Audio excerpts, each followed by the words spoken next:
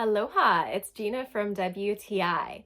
I just took up playing the ukulele again, and I'm delighted with this Hola ukulele. Of course, the most important thing about a ukulele is how it sounds, so let me play you some random chords.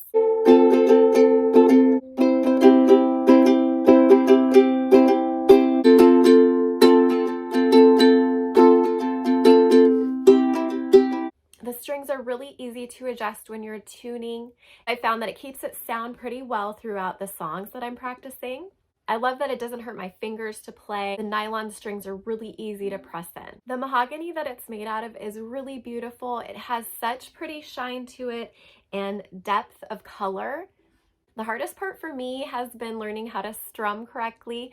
I've tried to teach myself ukulele in the past, but having the lessons that come with the ukulele have helped so much. I finally feel like I'm getting a grasp on strumming and being able to memorize chords. I've played other ukuleles in the past, and I think this one just has a really nice tone to it, and it tunes up easily, and it just sounds really good. I highly recommend it for yourself or as a gift for someone else, a child, an adult, a teenager, whoever. Anybody of any age wants to learn how to play the ukulele, and that's my point of view.